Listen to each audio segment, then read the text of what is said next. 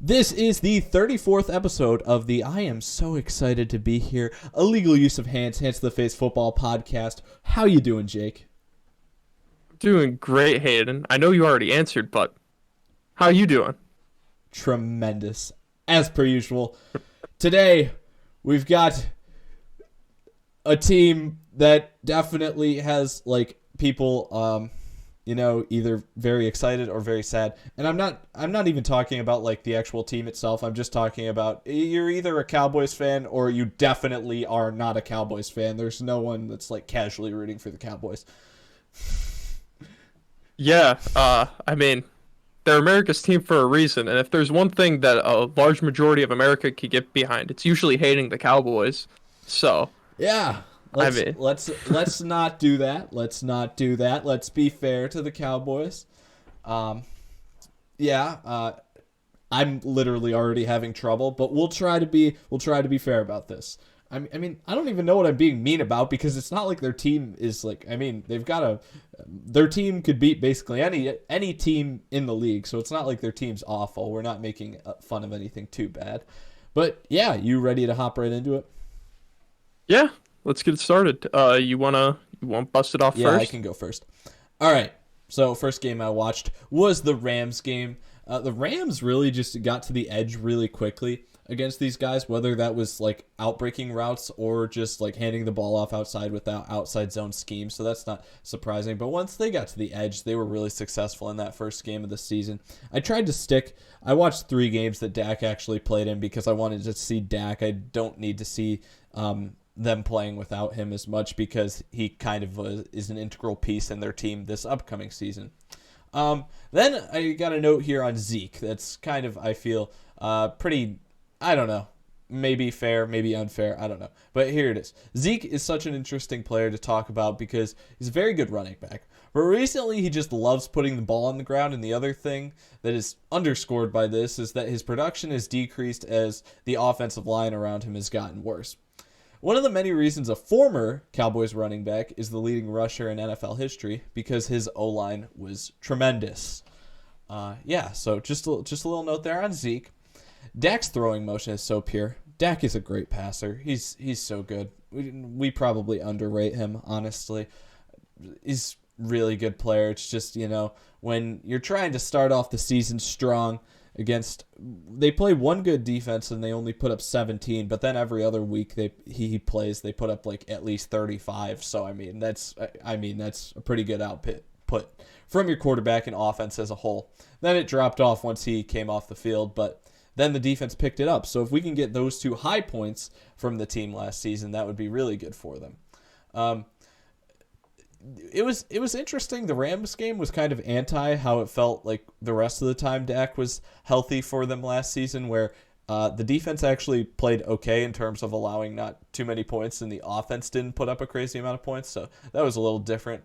Then I just had another thing saying Dak is underrated. And Zeke also managed to get tackled by the turf monster in his own end zone in this game. That was really impressive. Actually, that may have been in the Seattle game. I really like CeeDee Lamb. I just don't get excited to watch the Cowboys play. So he probably did better last season than I thought he did because I just don't tune in a lot, especially once Dak got hurt. I'm not usually too excited to watch the Cowboys play just because there's so many opportunities. I like to see teams that we don't get to see play as much.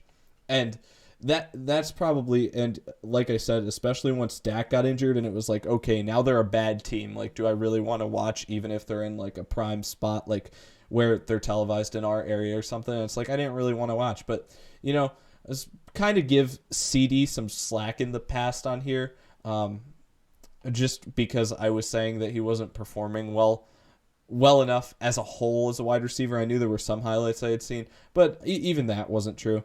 He performed well, and I'm sure once Dak gets back, this team could have 3,000-yard receivers immediately. And geez, with the pace that Dak was on last season, they could have 2,000-yard receivers or something wild. The Trevon Diggs hustle play on DK Metcalf is awesome, but the Cowboys defense as a whole decided to make up for it by letting Tyler Lockett score 3 touchdowns in the first half, so that was fun. I must be the only one not excited to hand the ball to Zeke in a short yardage situation. I just don't like it. I haven't, like I said, I'm just kind of down on Zeke recently. Younger Zeke I loved, but I don't know what it's been in recent years besides what I said before. And then they run on fourth and one, they ran a speed option with Dak with the option to pitch it to Zeke. Oh my gosh, I can't speak. Zeke. And Dak keeps it. And I like that so much more than just trying to jam it up the middle like so many teams do. Get a little creative on fourth and one. Teams don't expect you to be creative. And you know what was cool about that in terms of short yardage stuff? They had 3 attempts to go for 2 against Cleveland in another game I watched. And all of the 2-point plays they ran were really creative. And each time they got the 2-point conversion, they were 3 for 3 in that game from what I remember. And then Trevon Diggs just really played a good whole game against DK Metcalf. I was really impressed by him. Besides getting beat deep, and then he made up for it because DK didn't hustle at the end.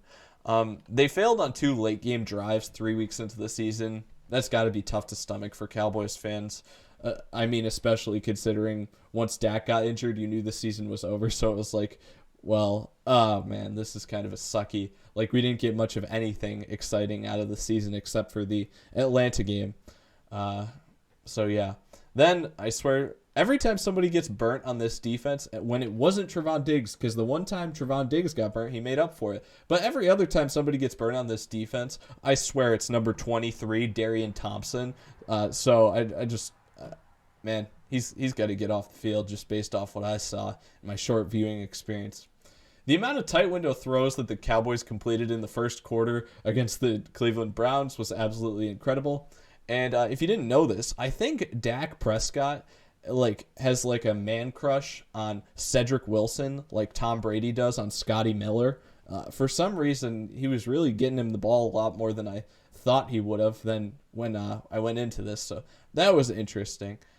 And then I have to say that when they were down 27 points with 15 minutes left to play against the Browns and they actually had a chance to be back into the game, only down like a touchdown at the end, that was really impressive. Or maybe it was only like 3 points or whatever it was at that point. Because they got the 3. I think it was only 3 points at that point by the end. But it's just really impressive that they can even be able to do that. It just shows how effective the offense is. And I like Tony Pollard because I'm not worried about ball security with him, and he's still very talented. If they weren't paying Zeke so much because they gave him a contract that now they have to basically live through, I could see a world where Tony Pollard would be able to otherwise take over this backfield. Then DeMarcus Lawrence also is basically the only other guy that showed up for them on defense besides Trevon Diggs that I can say I really liked. A few other things. Played good first half defensive football against Pittsburgh.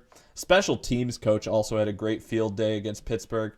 And then I can't believe how much quarterbacks happily throw at Minka Fitzpatrick in late game situations with the game on the line. I swear there's I don't know. It just feels like I have a running highlight reel of Micah Fitzpatrick swatting down game winners, and not even Hail Marys, just 20-yard seam balls, we're going for the win here, and it's or he picks it off or whatever, and it's just why would you test that guy out of everybody on Pittsburgh's defense? So not really a Cowboys note, but the Cowboys quarterback did it in that situation as well. So sorry for a bit of rambling, but give me what you got. Yeah, I don't have as much to say as you did, but the 4 games I watched were the Seattle game, Pittsburgh, Minnesota, San Fran. Just watching that Seattle game and then comparing it to the other games that I watched, just Dak is so important to that team, and it is so obvious that with him gone, it is disgusting to watch them because he finished the season with 300 yards less passing than Andy Dalton in 5 less games. Mm-hmm. And that's just absurd numbers. It's really tough. Sorry. Yeah. No, what were you going to say? If you want to compare him to Andy Dalton, I think that's absolutely amazing because the great thing about Andy Dalton, to use as a comparison tool, is that he's a really mid-tier level quarterback, mm-hmm. right? So when you got Dak compared to Andy Dalton, it's really easy to go, holy crap, Dak is elite, because this is what a mid-tier guy could do with the exact same offense. And how much does it go up with Dak once he's in there? Yeah, it's huge. He's a really elite QB. Yeah, and you see, like, in their other games besides the Seattle game, because I've watched other teams play the Cowboys during the season and going back through these, that the defense just lets them down so many times, and it feels like Dak has this responsibility on him in that Falcons game, for one, where it's like, I have to go score for score with these guys, because there's no way the defense is going to do anything to help me. And it came down to an onside kick that just... Yeah. But looking through that roster, the receivers on that team are ridiculous. And it's funny, I know that you've, like you said, you made comments about CeeDee Lamb before, about him not being very productive. But he's like the third receiver on that roster, which I know where he was drafted, he should be more productive than he was. And also with that team, I love that the Cowboys aren't afraid to use their first round draft pick as a kick and punt returner, and will actually get some special teams usage out of a guy that played special teams in college. It's just so nice to see that, because no other team does it, and it doesn't make any sense. It's not both. It's just punt returns, right? Yeah, I think he had 1 or 2 kick returns when I looked at the stats. Yeah. So, all right. Moving on to stats? Sure. Okay. So, my favorite stat is that Dak Prescott was roughly on pace to throw for 6,600 yards. If you're not familiar with the NFL record book, in terms of 16 games, this is definitely going to change next season because we got 17 games. 6,600 yards would have far surpassed the record for yardage thrown for in a single season. Zeke fumbled the same number of times that he ran the ball into the end zone, if you like that stat. Yeah, I like that stat. And Tony Pollard has a better yards per carry average than Zeke, and he didn't put the ball on the ground once. Cooper, Gallup, Lamb, all 800-plus yards receivers, and like I said, probably be even more if Prescott was on the field. And they all had 5 touchdown receptions. Greg Zuerlein was nearly perfect inside of 50 yards, so good at the kicker position. Trevon Diggs, 3 interceptions and 14 passes defended. The 14 passes defended is a ton. Nobody else on the team was even close to him in that. Then DeMarcus Lawrence had 3 forced fumbles, 6.5 sacks, and 11 tackles for loss. That 6.5 sacks led the team. The sack numbers for this team were not good at all. And Jalen Smith had 154 tackles. Yeah, but the only thing that because I know what you cover, mostly everything, so just the one statistical anomaly that I had was Dak being 300 yards behind Andy Dalton in 5 less games. It's hard not to mention that immediately. And you know what's funny? You say 5 less games. You know, if it was only if Dak had made it one more week before getting injured, they probably would have had the same number of passing yards. Mm-hmm. Yeah. And then they got it. So ridiculous. Yeah, no, this team is actually, like, so far we're going quick with this, and honestly, it's not going to speed up a ton. Oh shoot, I actually forgot to check any trades. Did you check on any trades for them? I don't remember any big trades that they made. I don't think they had any. Okay. Well, sorry if we forgot them, but acquisitions and losses, I've only got 3 for each. Acquisitions, I like 2 of these guys. The third guy I'm not really sure about, at least that I'm bothering to mention. Terrell Basham, talked about him when we were talking about the Jets. Pretty sure he was on the Jets. Maybe I'm misremembering what team it was. He was on the Jets. Okay. It was either the Jets or the Texans, so it was the Jets. But I was really impressed with him, so I really like that signing because he looked really good on tape. So does Keanu Neal. Keanu Neal is an absolutely amazing player. We just don't understand why he's moving to linebacker in this scheme. That makes absolutely no sense. And then Xavier Woods is the other guy I have in the acquisitions column just because the secondary is so weak. I figured I needed to throw him into that group. Did I miss any acquisitions? Xavier Woods was an acquisition. I thought he was a loss. Maybe I miswrote it. I was thinking I don't know. I may have screwed up. But I can say the other guys that I have for losses. which was Chidobe Awuzie, Andy Dalton, and Cam Irving. So none of those guys are really huge. Just Chidobe Awuzie, really the only huge one from my perspective. Yeah, Xavier Woods signed with the Vikings. Yeah, my bad. Sorry, I had No, it backwards. no, it's just fine. put I it thought under I the wrong messed up category. because I was looking at it. I was like, but for gains, yeah. I mean, I have more than three, but they're not important ones. I just looked at their rosters, like what would be important to like Cowboys fans here. Keanu Neal is probably the biggest one. I wish they would actually just leave him at safety and not make him play linebacker, but I don't know if that's going to happen. It should happen now, especially after their draft. I don't know if it will, though. DeMonte Casey, who was actually going to be playing safety for them, is a solid pickup for their secondary. Jeremy Sprinkle adds more depth to that tight end position that is pretty thin for them. Carlos Watkins and Brent Urban bring more beef to the middle of that D-line. And they bring in Brian Anger from the Texans to replace their punter that left. Yeah. The only guy that I'm like, I must have overlooked, or maybe I just put Xavier Woods in some like subconscious accident, is DeMonte Casey. I think I would have mentioned him. I would have thought that I would have mentioned him. I should have mentioned him at least, because he would be important to adding to that defense. Mm-hmm. And for losses, I have Xavier Woods, Aldon Smith, Andy Dalton, or those are guys that signed elsewhere, and then three guys that have not been signed. Well, Sean Lee retired, so he hasn't not been signed. He retired.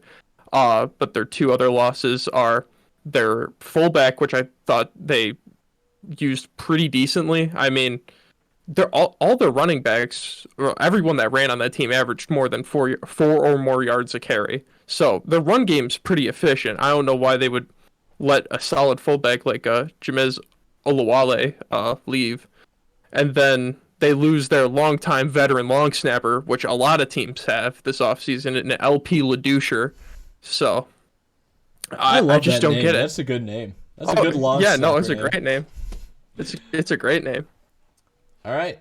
Wow. This is probably the earliest mark that I can say we've got into the draft profiles for a team yet, right? We're only 17 minutes in, if you're wondering. 17 and a half now, but yeah. Probably. There's not a lot to argue about with the Cowboys team. No, it's not. It's just like, well, we're kind of running it back with the same thing as last year and just hoping that the most important position on the field isn't gone the entire year.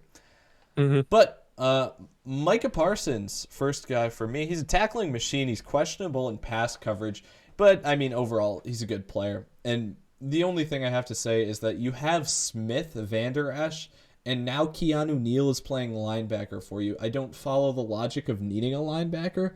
I kind of understand with where their pick was that they wanted to pick. They kind of like, if you're going to stay at that pick, that's the guy that they should have picked, really, because just of how the board played out. But, I mean, realistically, I would have liked them to trade down more there. That's the only thing I have to say that's really a serious critique of the draft, because later on, they didn't pick many guys that I really have much of any like memory of covering prior to actually looking through this for the first time. So then Kelvin Joseph, much needed secondary help, and I thought he looked fairly decent on tape, so that's fine. Osa Odighizowu. He makes plays when he's unblocked. If his John Cena ability translates to the league, I'd be really surprised, because it literally seems like that was the only time he was making plays, was when he was unblocked. Chauncey Golston. This guy is more polished. Don't see much in the run game, though. I can't even remember what position he played, honestly. They just got so many draft picks that they're crossing over each other. Do you have his position listed? Yeah, he's a defensive end. 4-3 defensive end. Okay, so he did, yes. So rushing the passer, he looked good, but I mean in the run game, like he looked versatile in the pass rush, but I didn't see anything from him in the run game, so that's the only question I had with him. Nashawn Wright. This man picked off Anthony Gordon in college. If you don't know, Anthony Gordon is an amazing quarterback at a Washington State that for some reason is unemployed by the NFL currently. Yeah, so he has to be great, just from that note. But for real, yes, he's a good cornerback. I also like him. So the cornerback position, I thought they did pretty well, getting some depth considering what they had there before. Now, Jabril Cox is like the weirdest pick ever because I just complained about how many linebackers they already have. So if Keanu Neal is moving from safety to linebacker, does that mean that everybody's favorite pure coverage linebacker is now moving to safety since the Cowboys picked him? I don't know. Just had to point that out because I don't know why they would add inside linebacker depth otherwise. Josh Ball is offensive tackle depth. That's fine. Not going to go crazy on that. And then the last 4 rounds, they literally just picked the hardest names they possibly could just to screw with me, even though they already picked a decent number of like hard names to say. Simi Fihoko.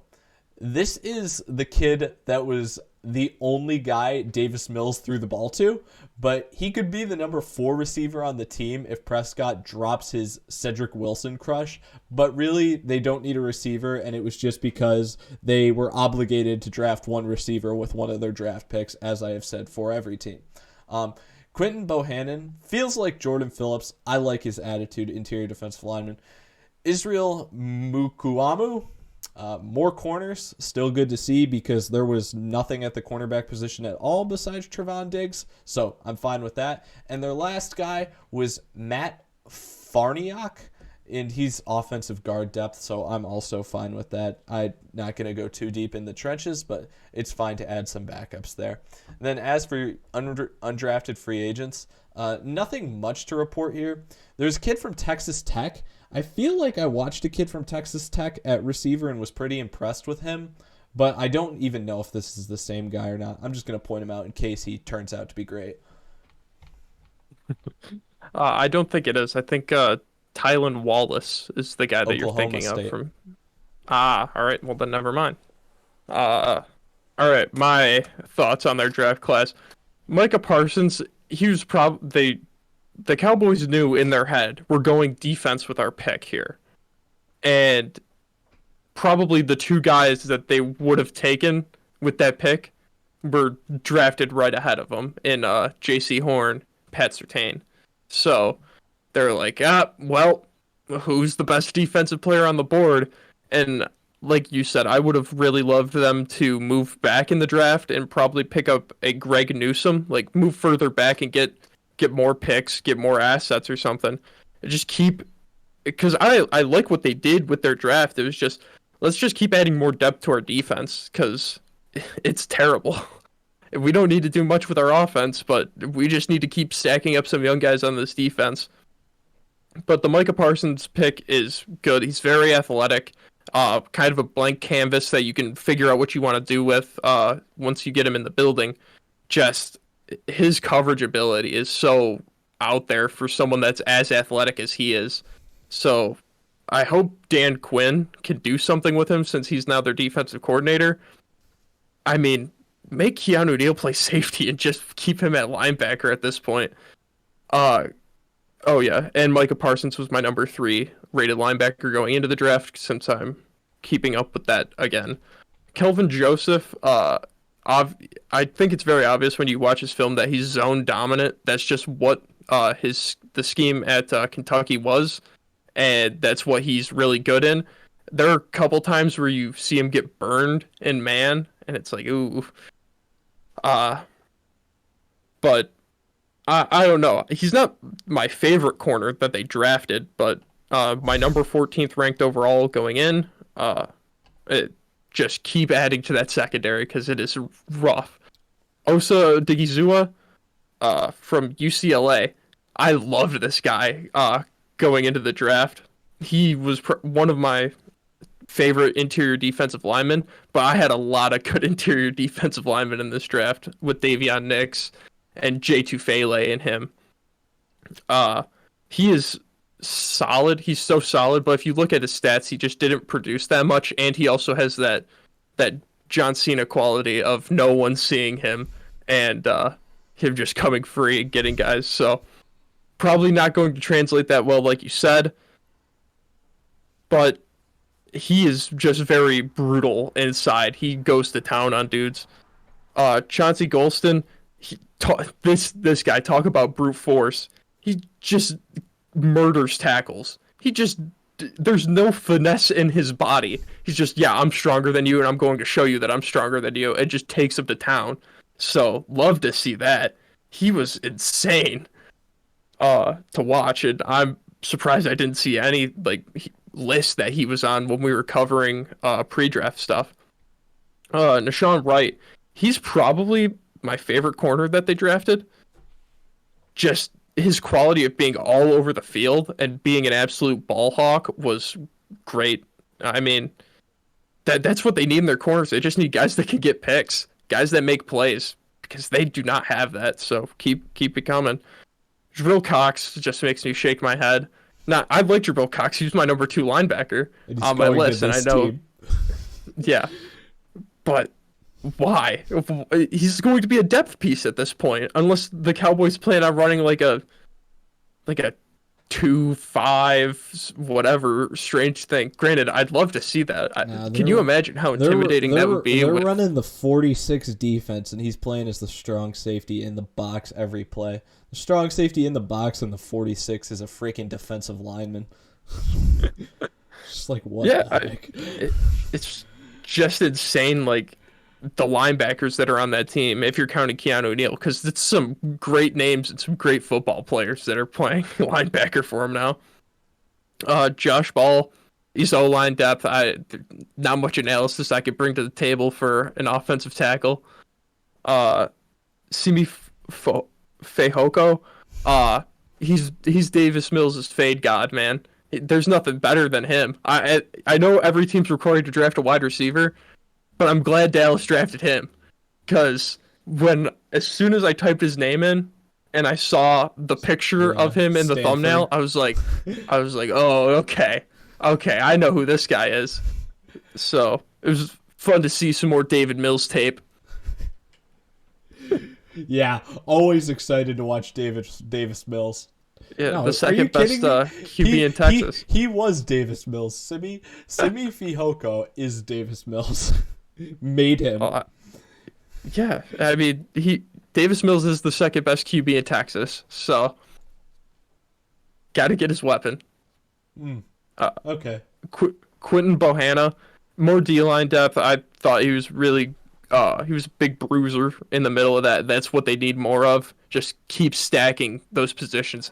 Because I know Dan Quinn loves his rotations, and if you're going to have that with your D-line, and I mean, if they want to do that with linebackers and just have a rotation of early down and late down linebackers, I mean, it could be interesting to see. I don't know if it would work, but it'd be interesting to not have a guy that's out there like every single snap. Yeah. Israel Mukwamu, he's awesome. I think they should move him to safety with how great his hands are. Dude has some amazing circus catches at the corner position. Why not receiver? I mean, well, it's because they've got the man that made Davis Mills. Fair. And then Matt Farnoink, yeah, more offensive line depth, and with the way Dallas develops offensive linemen, why not take a shot on a guy in the 7th? Okay, this team has an over-under of 9.5 for this year. I don't know if I was surprised to see that. I looked at it before I did my games, and I was like, I didn't know how to feel, but it's just the highest number that we've seen so far, so I was like, okay. Week 1, Tampa, I have that as an L for them. Week 2 against the Chargers, I also have that as an L for them. They start with 2 road games. That's kind of tough for them, to be honest. But then they get blessed with Philadelphia, so that's a W. Then week 4, they also get Carolina, who I don't think is that insane of a team. They have some insane players, but as a team, we don't think they're that insane, and that's the second straight home game. So that's a win for them. And then another home game against the Giants. They start with 2 harder ones, and then they get 3 easier ones. I say the Giants is a win as well. Week 6, got to go to New England. I think that's an L. I think New England's going to be a pretty good team this year, especially with the pieces they added. Then they have a bye week 7, and week 8 is their first toss-up game for me. They play Minnesota, and I'm not really sure how to feel about this. I feel like if they were at home, I would give them the edge against Minnesota, but they got to go to Minnesota, so right now, that's toss-up for me. I could see them putting up a lot of points and still potentially winning, though. Denver the following week, also Still questioning the quarterback thing. I could give them an easy W here if no quarterback changes happen. Honestly, I would be pretty confident in them winning this game if no quarterback changes happen. But just in case they do, toss up in that game. And Atlanta the next week. The thing that with Atlanta is they're kind of a similarly built team with like, oh, geez, two crazy high-powered offenses. Let's go at it. But we don't know who's going to be the team that's going to get one stop that game. So whoever gets the one stop's going to win. So that's another toss-up game for me. At Kansas City, sorry, you're not that high class to me. Like I said, you got the offense where you could potentially score a touchdown every drive of the game, and then it's almost impossible to lose. But I'm just going to say it's more likely that Kansas City holds out that one and you lose to Kansas City. Then Las Vegas, I'm going to say this one's a toss-up. I'm not too confident either way.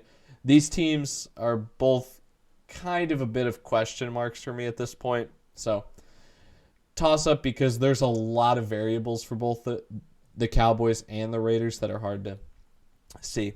I would probably lean Cowboys, though.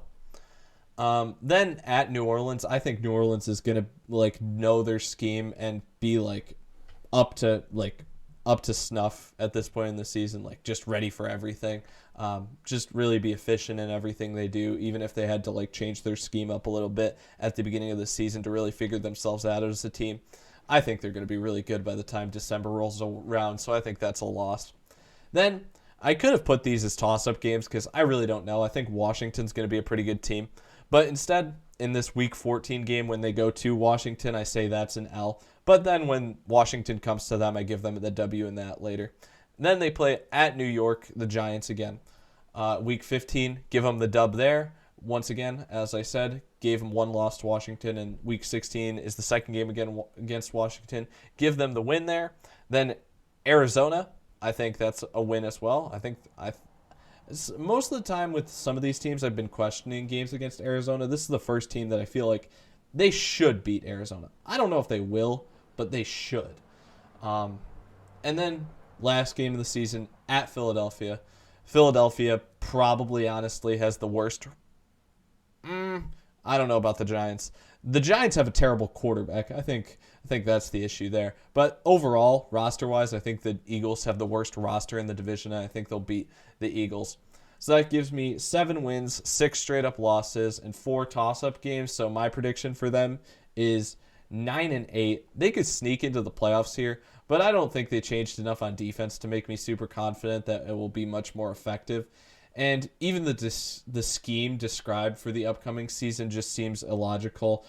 I mean, we keep pointing back to the Keanu Neal thing, but I think it's a real concern to be like, yeah, that's pretty questionable in what they're doing there. I don't know what's up with that. You and I are pretty similar with ours, so I'll run through now. First 2 games are the same. I think that Tampa and the Chargers are just straight up losses. I also think it's kind of BS that teams have to go the first 2 weeks of the season without a home game. If you play away week 1, you should have a home game week 2. Your season opener should not be, or home opener should not be week 3. It's bad for the fans of that team. I'm going to make one tiny argument here. Okay? I looked at this and thought the same thing initially. And then I was like, you know why that is? I know exactly why that is. It's because they're going to visit the Chargers week 2, and they want to make sure that they put a team against the Chargers that will get that stadium sold out, and also still they may be giving them back because last season they were supposed to have the home opener in LA for that first game that was ever supposed to occur in that stadium. And now you get with fans, and now you still get the first game with Chargers fans because the Rams got the first game last week. The Chargers will get the first game this time around. So that's the only reason I think that happened. And I watched something the other day that said the NFL, if they do something ridiculous like this, you play 2 away games, week 1 and 2, they make sure that the rest of the season, not the rest of the season, in future years, that's factored in to make sure you don't have this happen 2 years in a row or even 3 years in a row. It has to be a while. They try to balance it out at least. All right. Well, that's nice that they consider it at least. And then their next three games straight up wins against Philly, Carolina, and the Giants. At New England, I it's going to be really tough to hold your own against New England this season. It's just a feeling I have. I think you and I both share that, so I think that's going to be an L. Then their bye week, coming out of their bye week, they have a nice little run of dubs against Minnesota, against Denver, and against Atlanta. Unlike you, just for fans watching, I give straight up wins and losses. I don't have toss up games like Hayden. Uh, After Atlanta, at Kansas City, you said that the Cowboys are a team that any given Sunday they can beat any team, but that goes for any NFL team too. But just I also think that's true. The Cowboys can hold their own against any team, but it's tough with Kansas City. It is tough. There are really good teams that just like crumble when they play against that Kansas City. It's insane. I said they have to play perfect against Kansas City. Mm-hmm. It's like you can have a team be significantly better than you. Like I don't know, what's a better example? Probably like they don't match up against Baltimore this season, but like we would both agree, I think, that Baltimore roster wise is better than Dallas, right? Mm-hmm. Yeah. So I mean, with that being said, it's like they could beat Baltimore like just by having a few things go their way. Kansas City, everything needs to go their way. Mm-hmm. Yep. After Kansas City, though, they stay in the AFC West and they play the Raiders at home. I think that's a win. And then at New Orleans, I think that's an L. Like you said, this late in the season, they're going to have what they're doing figured out. And Sean Payton is not a loser. He is a winner, and he wants to win games, and he will find a way to win games, even if that means he has like a linebacker playing quarterback. And that's not Taysom Hill. But like legit, they have a linebacker playing quarterback if that's what he thinks they need to do. Oh, I thought you meant they got the North Carolina kid. I was like, did they draft him? Oh, Chaz Surratt? Yeah. Yeah. No. But at New Orleans, that's an L. At Washington, I also split them like you did. I think at Washington, that's an L. At the Giants, they have a run of 3 away games here, but at the Giants, that's a dub. Then home against Washington, it's a dub. Arizona, that's a tough, like you said, Dallas should win this game, and Arizona has a weird trait of playing down to their competition, but when they have to play up to it, they play up to it. So it's I gave them the loss here. Also, I just did that because my predictions match up with each other. And this didn't factor into it because I didn't look at my my grid that I have until I made my predictions on paper. But just the losses that I have Arizona getting against like these bad teams, like I wouldn't be surprised if when I got to Arizona, it's like, oh, they're going 0-17 because they just play down to their competition every game. But I do think Arizona can pull that one out. Their defense is. They're two very similar teams. Dallas has more firepower than them, but I don't know. It depends on who the better quarterback is that day. And then ending the season out against Philly at home, that's a dub. And I have them finishing just in the over with 10-7. Oh boy, man. This is heated. We're one apart, and guess what's right in the middle? The over/under. Oh man, we really need to flip out about that. No, I'm kidding. Yeah, I mean, like I said, I got 4 toss-up games, and honestly, even though I gave them 4 toss-up games, I would probably favor them in all the toss-up games. So, like, if I needed to pick a winner or a loser, so really, yeah, I'm fine. 10-7 is cool with me, but there's no way I'm betting either way on this over/under. This is not one of the teams that I want to bet on. This team is very boom or bust. I think it's, like you said, it's leaning more towards boom, but there's a chance that this team just grounds out and it's like plateaus. Yeah. Which would be insane to see an offense with so many weapons, so like just as high powered as they are, have no production or no production in the win column. because of their defense, because they're running the 46 defense and have two linebackers playing safety. Yeah. I can't wait to see it. You all set? Yeah, I think we could cut it here.